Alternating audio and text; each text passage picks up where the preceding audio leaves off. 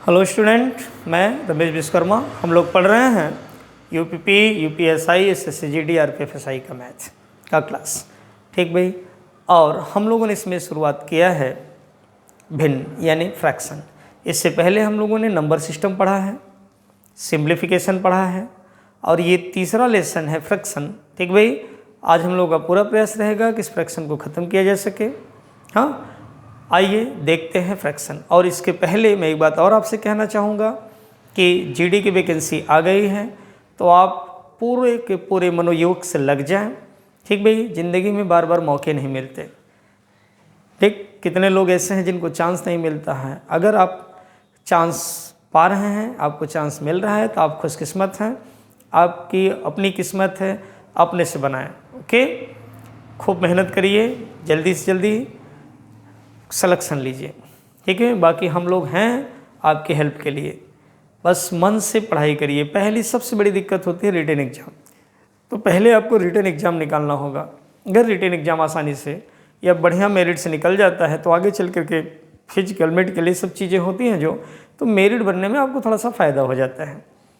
अब रिटन में अगर थोड़ा कमज़ोर हो जाता है, किसी तरीके से आप पास हुए हैं, तो उसके बाद अन्य जो चीज़ें परीक्षाएं होंगी, मेडिकल होगा, फिजिकल वगैरह होगा, तो उसमें आपकी मेरिट काफ़ी लो हो जाती है। तो तकलीफ़ तो तब होती है भाई जब एक या आधे नंबर से सिलेक्शन नहीं होता है ना। इसलिए खूब मेहनत करिए। जब भी सिलेक्शन हो या जिस नंबर पे मेरिट बने, आपका नंबर उससे 4, 6, 10 नंबर ज़्यादा ही हो, उससे कम ना हो। ओके, तो आइए शुरुआत किया जाए। कौन सा लेसन भाई? फ्रैक्शन। फ्रैक्शन यानी भिन्न। आइए, इसके पहले हम लोगों ने पढ़ा है जो भिन्न में, उसके आगे हम लोग बढ़ते हैं। ज़रा देखिएगा। फ्रैक्शन में हम लोगों ने पढ़ा है,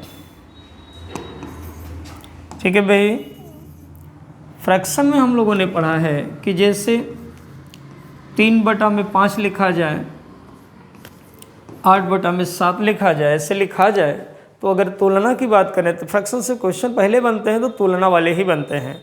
कौन बड़ा है, कौन छोटा है, कौन आरोही में है, अवरोही में है, सबसे बड़ी भिन्न बताओ, सबसे छोटी भिन्न बताओ, ये पहले बनता है। ठीक भाई। इसके लिए ऐसे अगर 2 फ्रैक्शन दिए हों, इसमें हमें बड़ा छोटा जानना हो, तो हमने क्या सीखा था? हमने यही सीखा था कि इसका क्रॉस में मल्टीपल कर दीजिए, मतलब 13 गुणा कर दीजिए। तो ये 7 त्रिक क्या हो जाएगा? 21। ये 5 अट्ठे क्या हो जाएगा? 5 अट्ठे क्या हो जाएगा भाई? 40। ठीक है। ध्यान रखिएगा, ऐसा 13 गुणा कर नहीं सकते, लेकिन केवल और केवल अपने क्वेश्चन को सॉल्व करने के लिए ये ट्रिक हम अप्लाई करते हैं। तो ये 7 त्रिक 21 हुआ, ये 5 अट्ठे 40 हुआ। अब बताएं 21 बड़ा है या 40 बड़ा है, मतलब 40 बड़ा है। तो आप कहेंगे सर 40 बड़ा है। तो जब 40 बड़ा है तो किस साइड है भाई? 8/7 के साइड है क्या? 8/7 के साइड है क्या? अतः हम कहेंगे 8/7 बड़ा है किससे? 3/5 से। और अगर कहें बताइए छोटा कौन है, तो 3/5 छोटा है। आप ऐसे भी लिख सकते हैं अगर छोटा कहे तो। 3/5 छोटा है किससे भाई? 8/7 से। क्या बात समझ रहे हैं? तो इसी पे कुछ क्वेश्चंस हैं जो फ्रैक्शन के हैं, कुछ वर्ड प्रॉब्लम हैं, कुछ डायरेक्ट प्रॉब्लम्स हैं, उसको आइए देखा जाए। ठीक, चलिए देखा जाए। इसमें एक क्वेश्चन हम लेते हैं। मान लीजिए क्वेश्चन हमने लिया ये भाई 6 सही 3/4 तथा 3 सही 2/3 का अंतर बताइए। 6 सही कितना है? 6 सही 3/4 तथा 3 सही 2/3 का क्या बताना है? हमें अंतर बताना है। अंतर का मतलब डिफरेंस। ठीक भाई। तो हम इसे देखेंगे कैसे सॉल्व करेंगे। जरा देखिए, हम इसे सॉल्व करेंगे तो क्या ये मिक्स फ्रैक्शन में है? मिश्रित भिन्न में है क्या? मिश्रित भिन्न को पहले इम्प्रॉपर फ्रैक्शन में बनाइए, यानी अनुचित भिन्न में बनाइए। उचित भिन्न, अनुचित भिन्न मैंने आपको समझाया था। तो देखिए 6 चौक 24 और 3 कितना हुआ? 27/4। देखिए 4 छक 24 और 3 कितना हुआ? 27 हुआ। और ये कितना हुआ? 3 त्रिका 9, 3 त्रिका 9 और 2 कितना भाई? 18/3 हुआ। समझ पा रहे हैं? समझिएगा, मैं एक लाइन बढ़ा नहीं हूँ, डायरेक्ट लिख रहा हूँ। 6 चौक 24, 3 27/4 हुआ। और ये 3 त्रिका 9 11 होगा, सॉरी, अभी गलत हो जाएगा भाई। देखिए 3 त्रिक 9 और 2 कितना, 11 बटा में क्या हुआ भाई, 3 हुआ ऐसा। और हमसे पूछे हैं इन दोनों का डिफरेंस, इन दोनों का क्या डिफरेंस। तो जब डिफरेंस पूछे तो हम क्या लगा देंगे, माइनस लगा देंगे। ठीक है भाई, माइनस लगा देंगे। अब आप इसे एलसीएम लेके सॉल्व कर सकते हैं, यानी ल से लेकर किसे हल कर सकते हैं, आप बिना ल से लिए डायरेक्ट कर सकते हैं। देखिए ये 4 और 3 में कुछ कॉमन है क्या, 1 को छोड़कर, 1 को छोड़कर, है ना। तो 4 और 3 में कुछ कॉमन है, तो इसका गुणा इसमें हो जाएगा, इसका गुणा इसमें हो जाएगा। तो 27 तियाँ क्या हो जाएगा भाई, 81, और 4 का गुणा इसमें हो जाएगा, 11 चौक क्या हो जाएगा, 44। और नीचे क्या रखा जाता है, दोनों का गुणा, 4 तिहाई 12। समझ पा रहे हैं, 4 तिहाई 12। ठीक है, अब 81 में से 44 घटाइए तो 11 में से 4 गया 7, और यहाँ बचा 7 में से 4 गया 3 बटा में 12। यही हमारा आंसर हुआ। ठीक है भाई, और अगर आप चाहते हैं कि नहीं हम सही बटा में चेंज करेंगे तो 12 दूना 24, 12 तिहाई कितना 36, 1 बचा क्या, 3 सही 1 बटा में 12। ये हमारा आंसर हुआ, चेक कर सकते हैं। 12 तिहाई 36 और 1 37 बटा में 12। ये हमारा क्या हो गया, आंसर। बात क्लियर है, बात समझ में आई अच्छे से, ओके। अगर अंतर कहे तो माइनस करिए, अगर दोनों का योगफल कहे तो केवल यहाँ क्या कर दीजिए, प्लस कर दीजिए। ठीक भाई, अंतर और योगफल। आइए कुछ और क्वेश्चन देखते हैं इसमें, सिंपल से, जो थोड़े से आसान हो क्वेश्चन पहले भाई। जैसे देखिए एक क्वेश्चन ये है, एक क्वेश्चन ये है, 3 बटा में 5 और 7 बटा में 3 के व्युत्क्रमों के योग का व्युत्क्रम क्या होगा। ठीक भाई, 3 बटा में 5 और 7 बटा में 3 के, यहाँ के रहेगा भाई, समझिएगा। 3 बटा में 5 और 7 बटा में 3 के व्युत्क्रमों के योग का व्युत्क्रम पूछा है। तो क्या आप जानते हैं व्युत्क्रम क्या होता है, क्या आपको पता है व्युत्क्रम क्या होता है। जैसे 3 बटा में 5 लिखा है और हमसे इसका व्युत्क्रम पूछे, ठीक भाई, 3 बटा में 5 के व्युत्क्रम हमसे पूछा जाए तो क्या होगा, ये भाई 5 बटा में क्या होगा 3।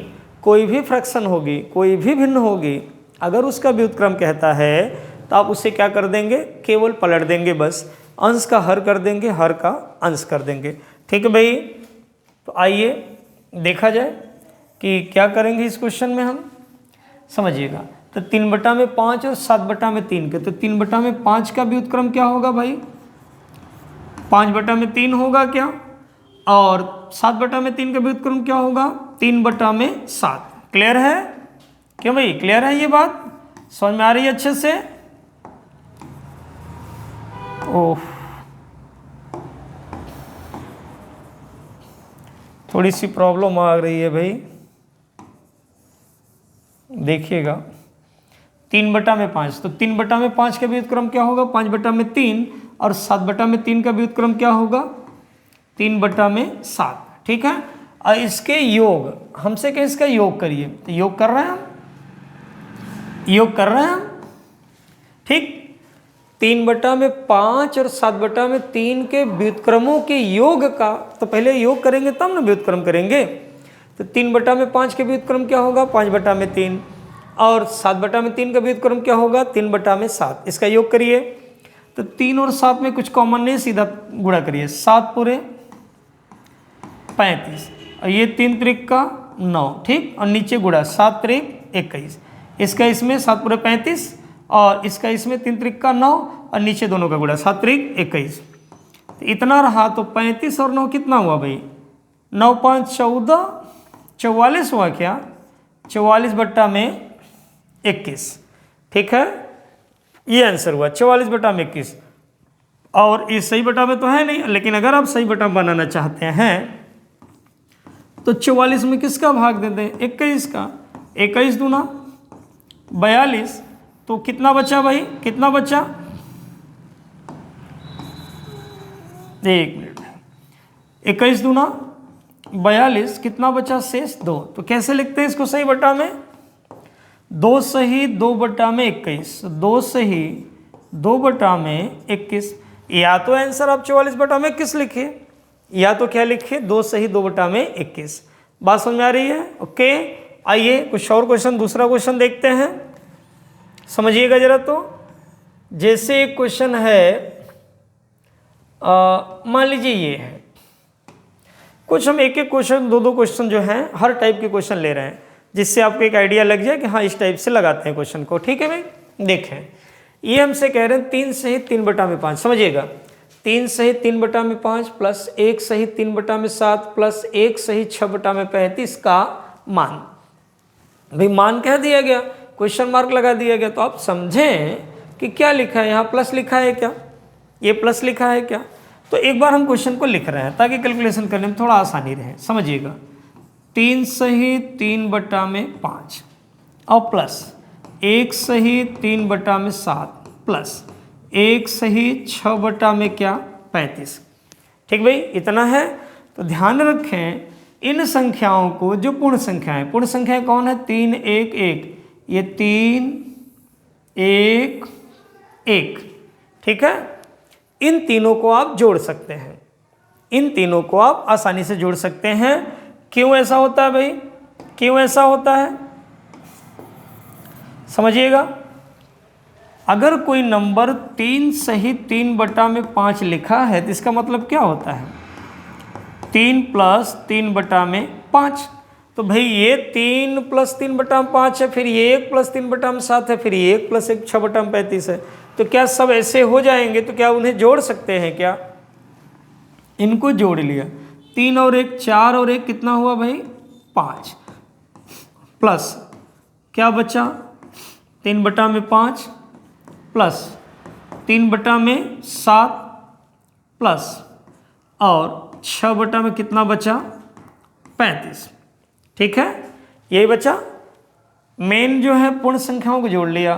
तो अब ये 5 प्लस रहने दें, इनका लॉस से कितना होगा, इनका लॉस से कितना होगा 35 होगा क्या, इनका लॉस 35 होगा क्या, समझिएगा। तो 5 सते 35 और 7 त्रिक कितना आया 21। ठीक है, 7 पूरे 35, 5 बार 11, तो 5 त्याई कितना 15, 35 सिक्का 35, तो क्या आया 6 आया क्या। ठीक भाई, तो ये हम जोड़ते हैं, तो ये 5 प्लस कितना हो गया 15 6 21, 21 21 कितना हुआ 42 बटा में क्या 35, इतना आया। समझ पा रहे हैं, 15 6 21 21 42 बटा में 35, तो क्या 35 का भाग 42 में भी एक बार जा सकता है क्या, समझिएगा। तो 5 प्लस इससे 1 सही कितना 7 बटा में 35 लिख सकते हैं क्या, समझिएगा। 35 1 35 और 7 कितना 42 लिख सकते हैं। समझिएगा क्वेश्चन को, थोड़ा बगल में लिखते हैं भाई, आइए देखा जाए। इसको हटा दिया जाए। अब समझिएगा, यहां बगल में लिखते हैं, ये 5 है, तो देखिए जब आप 1 3 1 जोड़ सकते हैं तो क्या 5 और 1 को भी जोड़ सकते हैं क्या। तो ये कितना हो गया भाई 6 प्लस 7 बटा में क्या 35। ठीक है, और अगर आप चाहते हैं कि मेरी एक लाइन न बढ़े, एक लाइन न बढ़े, समझिएगा, तो आप यही कर सकते हैं, यही कर सकते हैं। देखिए क्या 7 1 का 7 और 7 पूरे 35, क्लियर है। तो ये कितना हो गया 5 और 1 6, 5 और 1 6, और ये क्या बचा 1 बटा में 5, तो 6 सही 1 बटा में 5 हमारा आंसर हो गया। समझ पा रहे हैं, जब भी फ्रैक्शन में ऐसे आए तो कभी भी उसको अनुचित भिन्न में बनाने का प्रयास मत करिए। अगर आप अनुचित भिन्न में बनाएंगे तो महंगा पड़ जाएगा। सीधा सीधा इसका गुणा और ये जोड़ना पड़ेगा तो एक बड़ा सा क्वेश्चन बन जाएगा अनावश्यक। आप पहले पूर्ण संख्याओं को जोड़ लिया करिए। एक बार फिर से देख लीजिए, 3 1 4 और 1 5 अलग कर दिया, 3 बटा में 5 3 बटा में 7 6 बटा में 35 अलग कर दिया। इसका लस क्या रहा 35, 5 सते 35 और 7 त्रिक 21 हुआ, 7 पूरे 35 5 बार गया तो 5 3 15 हुआ, 35 1 का 35 एक बार गया तो 6 का 6 हुआ। तो ये 5 प्लस रहा अब ये जोड़े 21, 15 6 21, 21 कितना हुआ 42 बटा में 35, तो ये 5 तो रहा, 35 का भाग 42 में जा सकता है एक बार ले गए तो शेष कितना बचा 7 बटा में 35, 35 से कब 35 7 42, तो काट दिए, कट रहा था काट दिए, 7 1 7, 7 पूरे 35। ठीक भाई, तो ये पूर्ण संख्या ये पूर्ण संख्या जोड़ दीजिए, 6 हो गया, तो 6 सही क्या बचा 1 बटा में 5। क्या बात क्लियर हो रही है क्या? ठीक भाई, बात अच्छे समझ में आ रही है। आइए नेक्स्ट क्वेश्चन देखा जाए। अगला क्वेश्चन क्या कह रहा है? अगला क्वेश्चन इसमें भाई देखा जाए तो ठीक है, आइए इसे देखते हैं। ये क्या है? निम्नलिखित भिन्न समूह में कौन अवरोही क्रम में है? समझ पा रहे हैं? इसमें भिन्न कौन अवरोही क्रम में है? जैसे भिन्न है 6 बटा में 7, 11 बटा में 13, 9 बटा में 13, 3 बटा में 5, 9 बटा में 11, फिर 3 बटा में 5, 9 बटा में 11, 9 बटा में 13, 11 बटा में 13, 6 बटा में 7। तो क्या वही भिन्न है क्या? देखिए चारों ऑप्शन को ध्यान से देखिए जरा, देखिए 2-4 सेकंड में कि क्या सब वही है क्या?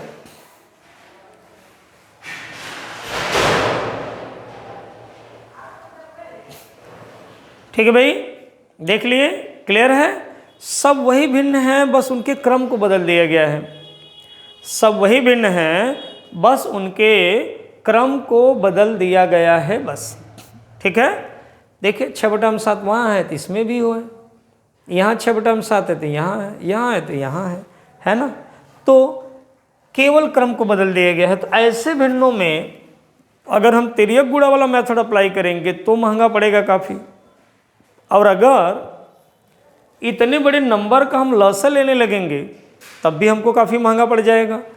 यानी महंगा पड़ने का मतलब भाई खरीदना थोड़ी ना है, महंगा पड़ने का मतलब क्या होता है? टाइम ज़्यादा लग जाएगा और एग्ज़ाम में आता हुआ कैलकुलेशन जो है आपसे छूट जाएगा। तो परीक्षा में जो है, एग्ज़ाम में जो है, टाइम का मैनेजमेंट बहुत करना ज़रूरी होता है। कई विद्यार्थी ऐसे हैं जो पढ़ते तो खूब हैं, खूब अच्छे से क्वेश्चन भी लगा लेते हैं, लेकिन टाइम का मैनेजमेंट यानी टाइम को मैनेज नहीं कर पाते। जब टाइम को मैनेज नहीं करेंगे इसकी वजह से आपका मामला बिगड़ जाएगा। तो देखिए इसमें से किसी एक को लगाइए। ठीक है भाई, तो मैं लास्ट वाला ही लगाता हूँ, आपकी मर्जी, किसी एक को ले लीजिए। मैं लास्ट वाला लेता हूँ क्योंकि मेरे पास जगह है इसमें, इसको सॉल्व करने के लिए। 6 बटा में 7 है, तो 7 का भाग किस में देंगे? 6 में। जरा ध्यान दीजिएगा, 0 पॉइंट, ठीक है भाई, देखिएगा 7 का भाग 6 में दीजिए, 0 पॉइंट कितना हो गया? 60 हो गया, 7 8 56, बचा कितना? 4, फिर 40 हुआ, 7 पूरे 35, जरूरी हुआ तभी और आगे ले जाएंगे। इसको देखिए 0 पॉइंट 110 हो गया, 110 में 13 का भाग दीजिए, 13 छक्का 78, 13 सत्ते 91, 13 8 104, 110 हुआ था, 13 8 104। अब भाग दे लीजिए, ऐसे दिक्कत हो तो दशमलव लगाए, 0 बढ़ा, 13 8 104 हुआ भाई, आया क्या? 6, 0 बढ़ाए, 13 चौका 52। ठीक है, दशमलव के 2 अंक तक ले जा रहा है, तो 0 पॉइंट क्या कर देंगे? 84। अब इसका देखिए 9 में किसका भाग देना है? 13 का। ठीक है, वैसे ये बड़ी है ये छोटी है क्योंकि दोनों के हर समान है, मैंने आपको बताया है पहली वीडियो में। तो देखिए अगर आप 9 में 13 का भाग करते हो,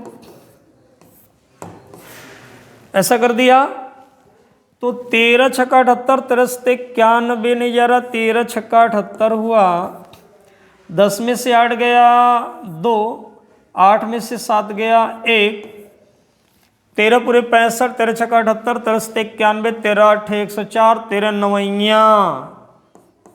117, तो कुल मिला के 0.69 आ रहा है। ठीक भाई, 0.69 आ रहा है। तो आइए अब हम सॉल्व करेंगे। अब हम किसे सॉल्व करेंगे भाई? अब अगले वाले नंबर को सॉल्व करेंगे। देखिएगा 9 बटा में 11 है, तो 9 में किसका भाग भाई? 11 का। दशमलव बढ़ाइए, 11 8 88, 2 आया, 0 बढ़ाएं 11, 1 का 11 ही जाएगा, तो 0.81 आ गया। अब लास्ट वाला 5 का भाग 3 में दशमलव लगाएं, 30 हुआ, 5 छक्के 30 हो गया क्या? ठीक है भाई, 5 छक्के 30 हो गया। अब जरा आप बातों को समझिए, अब बातों को आप समझिए कि हमसे कहे थे कैसे लिखो, अवरोही क्रम में। अवरोही का मतलब क्या है? सबसे बड़ा, फिर उससे छोटा, फिर उससे छोटा, फिर उससे छोटा, फिर उससे छोटा, ऐसे आता जाएगा क्या? अवरोही का मतलब डिसेंडिंग ऑर्डर, ठीक, डिसेंडिंग ऑर्डर।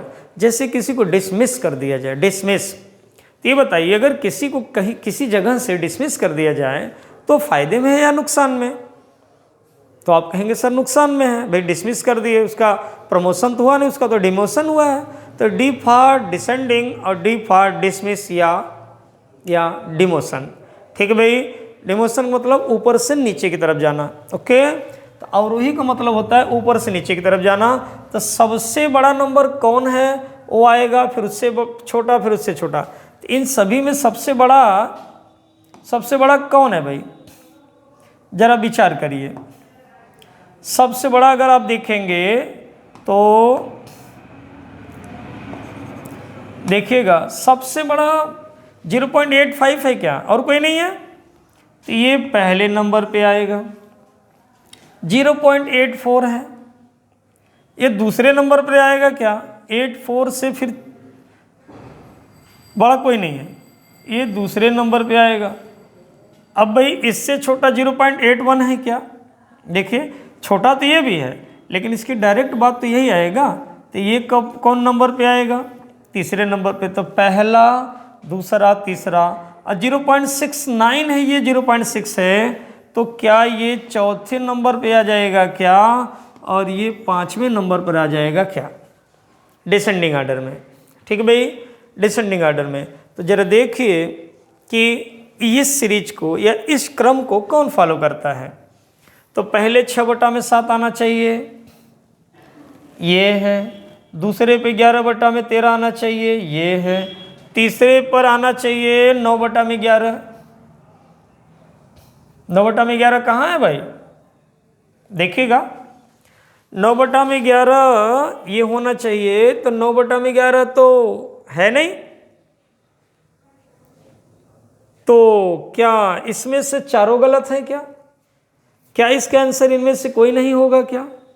क्योंकि इसका जवाब हम जब डिसेंडिंग में लिखेंगे, इसका जवाब जब हम डिसेंडिंग में लिखेंगे तो सबसे पहले लिखेंगे 0.85 यानी 6/7। दूसरे नंबर पे क्या होगा? ये किसको सॉल्व करने के आया है? 11/13 को। तो 11/13 होगा। ठीक है भाई, 11/13 होगा। और तीसरे नंबर पे क्या आएगा? 0.81। तो 0.81 क्या है? 9/11। फिर चौथे नंबर पर कौन आएगा भाई? इससे छोटा कौन है? 0.69 यानी 9/13। 9/13 हो गया। अब सबसे लास्ट में 0.6 यानी क्या? 3/5 हुआ। समझ पा रहे हैं? समझ पा रहे हैं? तो क्या ऐसी या ऐसा क्रम कोई है? 6/7, 11/13 तो ठीक है, लेकिन 9/11 होना चाहिए था, तो यहाँ 9/13 है। 3/5 लास्ट में होना चाहिए था, तो ऐसे हो गया। और 6/7 से यही स्टार्टिंग है बस, तो ये तो हो नहीं रहा है। 6/7 आना चाहिए, 11/13 आना चाहिए, 9/11 आना चाहिए। तो ये चीज़ यहाँ होती, ये यहाँ होती, तो काम हो जाता चौथा ऑप्शन, और कोई है नहीं। ठीक भाई, तो यानी चारों ऑप्शन गलत हैं। तो इसमें एक ऑप्शन होना चाहिए था 5वां, इनमें से कोई नहीं, नन ऑफ दिस। ठीक है भाई, नन ऑफ दिस, इनमें से कोई नहीं। क्या बात क्लियर हुई? तो कितना भी बड़ा क्वेश्चन आए ऐसे, अगर आपसे कहें असेंडिंग या डिसेंडिंग बताओ, मतलब आरोही या अवरोही बताओ, तो आप किसी एक नंबर को लेकर के आप भाग दे दो। जब भाग दे देंगे तो ऐसे नंबर आ जाएगा, और ये क्लियर कर देगा कि कौन पहले, कौन दूसरे, कौन तीसरे, कौन चौथे नंबर पे आएगा। उसके बाद जैसे आए उसी के हिसाब से इसकी सेटिंग कर दीजिए। ऐसा जब ऐसा सेटिंग कर दिया तो ऐसा कोई है क्या? तो हमें लगा कोई नहीं है, 3 में से कोई नहीं, अगर कोई रहेगा तो उसे आप टिक लगा दोगे। क्लियर? बात समझ में आ गई? ठीक भाई, अगला क्वेश्चन देखते हैं, आशा करते हैं समझ में आ गया होगा बात। अब आइए देखते हैं, एक क्वेश्चन ये है वैसा ही में, इसमें कह रहे हैं में सबसे बड़ी भिन्न बताएं। 7/12, 11/16, 12/17, 13/18, 31/36 में सबसे क्या बड़ी भिन्न बताएं। ठीक भाई, तो इसमें सबसे बड़ी भिन्न बताना कोई बड़ी प्रॉब्लम नहीं है, बड़ी छोटी सी प्रॉब्लम है, लेकिन ना तो इसके अंश बराबर हैं ना हर बराबर हैं। अगर क्वेश्चन में किसी के अंश बराबर हो जाए या फिर क्वेश्चन में हर बराबर दे दिया जाए तो क्वेश्चन आसान हो जाते हैं। ठीक है, तो क्वेश्चन आसान हो जाते हैं, लेकिन अगर अंश और हर दोनों ही अलग हों तो क्वेश्चन थोड़ा सा टेढ़ा यानी थोड़ा सा मेहनत मांगने लगता है। ठीक है भाई, तो ऐसे क्वेश्चनों को आप कैसे सॉल्व करोगे भाई? 12 का भाग 7 में दीजिए, 0 पॉइंट कितना होगा 70 हुआ, 12 छंग 72 नहीं, 12 पंजे 60, जरूरी हुआ तो और ले जाएंगे। 11 0.110 हुआ, 16 छक्का 96, 16 7 112। ठीक भाई, 110 हुआ, 16 7 112, 16 छक्का 96, 0.6 जा रहा है। इसको सॉल्व किए हैं, इसको सॉल्व किए ये आ रहा है, इसको सॉल्व किए ये आ रहा है, समझिएगा। अब 17 का दे रहे हैं, 0.120 होगा, 17 पूरे 85, 17 छक्का 102, 17 7 119, 0.7 आ रहा है इसको सॉल्व करने पर। ठीक है, अब 13/18, 0.18, 130 हो गया, 18 छक्का 108, 18 7 126, 18 8 144, गड़बड़ा रहा है। ए 13 में 18 का भाग, पहले 0.0, 18 छक्का 108, 18 7 126, 10 में 6 गया 4, 1 0, 18 दूना 36, तो 0.72 आ रहा है क्या ना भाई? अब ये 0.72 आ करके इसका काम बिगाड़ दिया, किसका? 12/17 का। तो अब हमको फिर से भाग देना पड़ेगा 12 में किसका? 17 का। 17 छक्का 102, 17 7 119, 1 आया, 0 बढ़ाएं 0 बार, तो ठीक है। तो यहाँ हम क्या लिख देंगे भाई? 0 ऐसे। अब इसको सॉल्व करने से ये आया है। ठीक भाई, अब आइए और आगे देखा जाए। अब लास्ट बचा भाई 31 में किसका भाग? 36 का। पॉइंट लगाइए, 0 बढ़ाइए, कितनी बार जाएगा? कितनी बार जाएगा? एक अंक इसका ढकिए, एक अंक इसका ढकिए, 3 10 में 30, 3 9 27, 8 बार जा सकता है क्या? 8 6 48, 88 लगा 4, 8 3 24 और 4 28, 8 6 48, 88 लगा 4, 8 3 24 और 4 28, 9 बार ले जाएं तो 9 6 54 की 4 80 लगा 5, 9 3 27 और 5 32, नहीं तो ये क्या 0.8 आ रहा है क्या? 2 अंक तक जाने की जरूरत ही नहीं है क्योंकि ये सबसे बड़ा है ना भाई। अब आप देख लीजिए, हमसे कहे थे कि बताइए इनमें सबसे बड़ा कौन है? सबसे बड़ा कौन है? तो भाई जिसका सॉल्यूशन सबसे बड़ा होगा वो भिन्न सबसे बड़ी होगी, है कि नहीं? तो देखिए 0.5, 0.6, 0.7, 0.72, 0.8, तो क्या 0.8 ही सबसे बड़ा है क्या? ध्यान दें, आप कह सकते हैं सर इसमें तो 2 अंक है, इसमें तो 1 ही अंक है, तो ये कैसे बड़ा हो गया? ये बड़ा होना चाहिए भाई। दशमलव के तुरंत बाद के नंबर देखे जाते हैं, उसके बाद 1000 नंबर हो कोई फर्क नहीं पड़ता है। 0.7 है ये 0.7 है, तो पहले अंक से दोनों बराबर हैं, लेकिन ये देखिए 0.8 है, तो इनसे क्या हो गया? ये बड़ा हो गया। और हमसे क्या पूछा है? सबसे बड़ी भिन्न बताइए, तो क्या 0.8 ही सबसे बड़ा है? अतः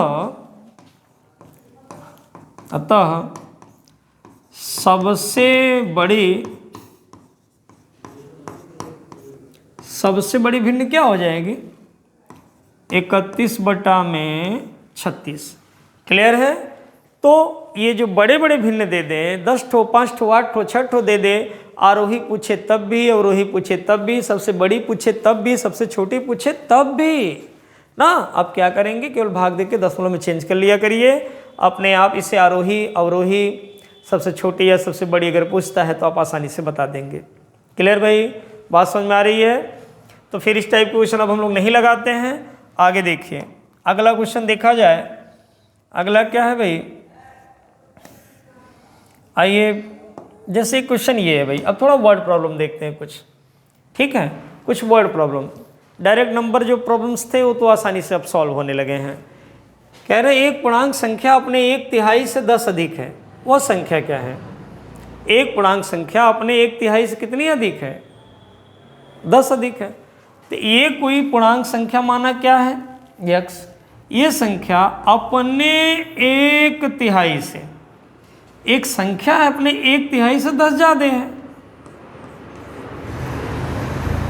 क्या ये लाइन बनेगी क्या? मैंने लिखा नहीं कि माना संख्या x भाई, बस मन में मान लीजिए माना संख्या x है। एक संख्या अपने 1/3 से 10 क्या है? ज़्यादा है। तो 1/3 से 10 ज़्यादा है कौन? ये। तो प्लस तो इधर ही करेंगे ना। जैसे कोई कहे कि 10 8 से 2 ज़्यादा है, तो भैया जब इधर करोगे तभी तो ऐसे होगा, उसमें थोड़ी ना कर देंगे, समझिए। अतः क्या हुआ, एक संख्या अपने 1/3 से 10 क्या हो गई? ज़्यादा। तो देखिएगा, x minus x/3 is equal to क्या है भाई? 10। 3x में से 1x गया, 2x/3 बराबर क्या? 10। 2 से काटिए, 2 पंजे 10, तो x बराबर करेंगे तो 3 पंजे क्या हो जाएगा? 15। ठीक है भाई, तो हमसे कह रहे वो संख्या क्या है? वो संख्या क्या है? 15 है। क्लियर, समझिएगा। अब डायरेक्ट भी क्वेश्चन को सॉल्व कर सकते हैं ट्रिक से। ये संख्या अपने 1/3 से कितना ज़्यादा है? 10। तो ये संख्या हुई 3 और 1 क्या है? ज़्यादा है। अतः संख्या कितनी है? 2। 2 किसे इंडिकेट करेगा? 10 को। 2 पंजे 10, तो संख्या क्या मानी जाएगी? 3। 3 पंजे 15। आंसर। आशा करते हैं आपके नहीं समझ में आया होगा। ठीक है भाई, आशा करते हैं आपके नहीं समझ में आया होगा, कोई बात नहीं। देखें, एक संख्या 1/3 से 10 ज़्यादा है, तो 1/3 है, तो a कितना ज़्यादा है भाई? 1। तो संख्या जो 10 ज़्यादा है वो किसे इंडिकेट करेगा? 3 में से घटाई 1 ज़्यादा है ना, तो 2 इंडिकेट करेगा किससे? 10 को। 2 पंजे 10, तो 1 बताएगा किसको? 5 को। और संख्या क्या है? 3 है। बस हो गया। फिलहाल आपका बेसिक मेथड सही है। अगला क्वेश्चन देखा जाए। अगला देखा जाए भाई, तो एक क्वेश्चन ये है, देखिए, कह रहे एक व्यक्ति के जायदाद का 1/3 भाग का मूल्य 2 लाख रुपया है। एक व्यक्ति के जायदाद का 1/3 भाग का मूल्य 2 लाख रुपया है। कुल जायदाद के 2/5 भाग का मूल्य क्या होगा? ठीक भाई, सीधा कह रहे हैं 1/3 भाग का मूल्य 2 लाख रुपया है। ठीक है, तो क्या 1/3 2 लाख रुपए को इंडिकेट करता है क्या? 1/3 भाग कितना है? 2 लाख। तो कोई भी धन हो उसका 1/3 किस इंडिकेट करेगा? 2 लाख रुपए को। आप सीधा सीधा 1 बराबर करिए, तो 3 का 13 गुणा 3 दूना 6 लाख, यानी उस पूरा धन कितना था? 6 लाख रुपया। क्लियर है? पूरा धन उस व्यक्ति का 6 लाख रुपया था। अब कह रहे हैं उसका 2/5 भाग बताओ। तो भाई 1 इंडिकेट करेगा 6 लाख को, तो 2/5, 1 2 3 4 5, कितना? 2/5। 5 से काटिए, 12 पंजे 60, 1 2 3 4 0 आगे। अब गुणा कर दीजिए, 12 दूना 24, 4 0, 1 2 3 4, 2,40,000 रुपया आंसर। क्या बात समझ में आई? 1/3 2 लाख को इंडिकेट करता है, तो 3 का 13 गुणा कराइए, तो यहाँ केवल 1 बचेगा। 1 इंडिकेट करेगा किसे? 6 लाख को। और 1 का मतलब पूरा धन, तो पूरा धन 6 लाख है, तो पूरे धन का कितना बताना है हमें? 2/5 ही तो बताना है। तो पूरे धन का 2/5 बता दिए। 5 से काटे तो 12 बार में कट गया 60, 4 जीरो आगे 12 दूना 24, ये हुआ तो 2,40,000 आंसर हुआ। क्लियर है, बात अच्छे समझ में आ रही है? ठीक भाई, आइए नेक्स्ट क्वेश्चन देखा जाए। मान लीजिए क्वेश्चन है, एक क्वेश्चन ये है, देखिए भाई, बड़ा हाईलाइटेड क्वेश्चन है, बहुत पूछता है परीक्षाओं में, जबकि बहुत सरल है ये, जबकि बहुत सरल है ये।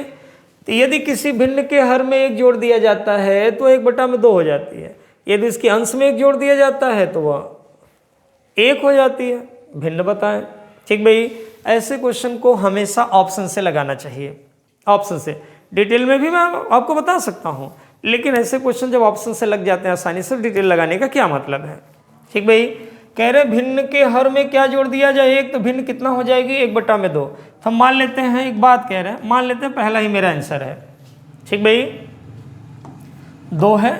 इन्होंने कहा कि भिन्न के हर में क्या जोड़ दें, 1 जोड़ दें। तो भिन्न के हर में 1 जोड़िए, कितनी हो गई? 3 और 1 4। तो भिन्न का मान क्या हो जाता है? 1/2 हो जाता है। 2 1 का 2, 2 दूना 4, तो क्या 1/2 आया क्या? पहली शर्त का पालन कर रहा है। ठीक है, अब अगली शर्त देखिए, इसी को अब कह रहा हूं उसके अंश में 1 जोड़ दीजिए। तो भाई हर तो वही रहा, अंश में 1 जोड़ दीजिए तो क्या 3 हो जाएगा? क्या 2 था, अंश में 1 जोड़िए 3 हो जाएगा। तो भिन्न का मान कितना हो जाता है? 1। देखिए 1 हो गया क्या? क्लियर है, बात समझ में आ रही है? तो हमारा कौन सा जवाब सही होगा भाई? हमारा ये जवाब सही होगा 2/3। अगर आप चेक करना चाहते हैं कि नहीं, हम दूसरा भी चेक करेंगे, चेक कर लो भाई। हर में कितना जोड़ना है? 1 जोड़ना है। तो हर 3 है, 1 जोड़िए 4, 4 1 का 4, 1 आ गया। क्या 1/2 हुआ क्या? नहीं ना। तो जब पहले ही शर्त का पालन नहीं कर रहा है तो फिर दूसरा शर्त लगाने का क्या मतलब है? ठीक है, क्लियर है? आइए कुछ नेक्स्ट क्वेश्चन देखते हैं। ऐसे क्वेश्चनों को आप हमेशा ऑप्शन से लगाएं, ध्यान दे भाई। एक क्वेश्चन देखते हैं, ये है, मान लीजिए इसमें कहा गया है कि जब किसी लड़के से किसी भिन्न का 6/7 बताने को कहा गया तो गलती से उस भिन्न को 6/7 से क्या कर दिया? भाग कर दिया, और सही उत्तर से 13/7 उत्तर क्या प्राप्त कर लिया? अधिक प्राप्त कर लिया। भिन्न क्या है ना भाई? तो देखिए शॉर्टकट में लगाइए। लड़के से किसी भिन्न का, माना भिन्न क्या है? x, x/1 तो है ही है। इससे कहा गया था कि तुम इस भिन्न का 6/7 निकालो। किसी भी संख्या का इतना बटा में निकाला जाता है तो गुणा होता है। तो माना भिन्न क्या है? x। उस लड़के से कहा गया कि x का कितना बताओ? 6/7, है ना। लेकिन उस लड़के ने, ध्यान रखिएगा, ये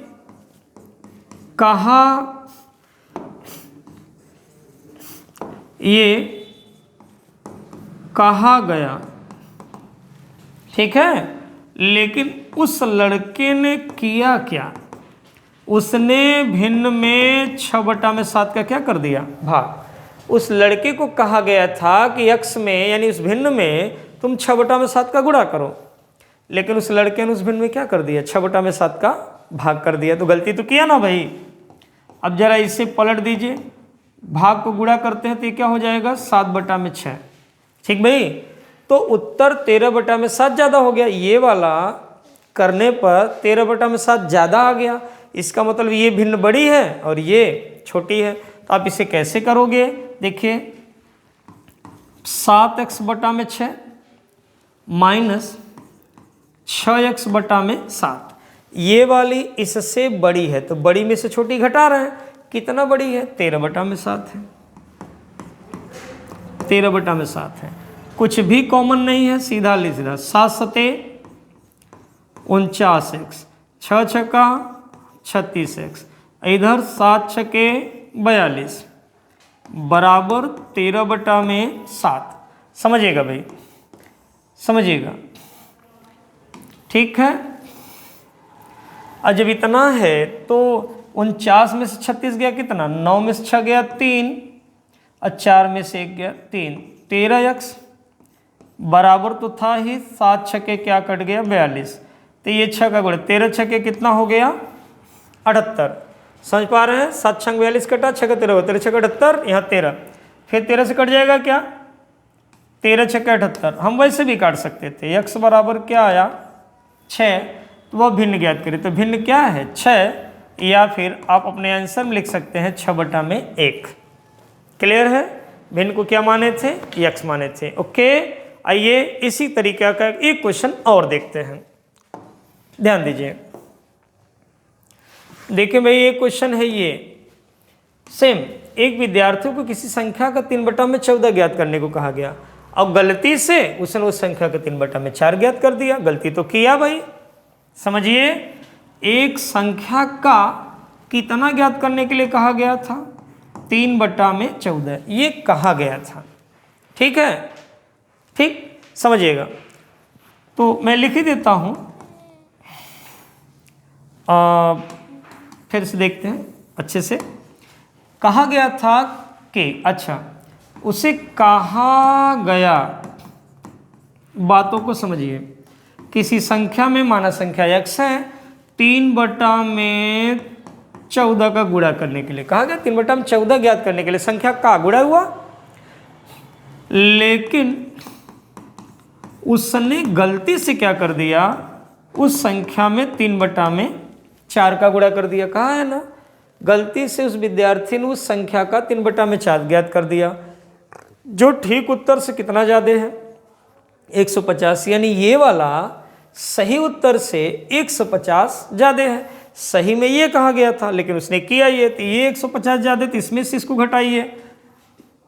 देखें, ये हो गया 3x/4 और माइनस ये हुआ 3x/14, ये वाला, और दोनों का डिफरेंस कितना है 150, क्योंकि ये वाला इससे 150 बड़ा है, तो डिफरेंस कितना आएगा 150। समझ रहे हैं?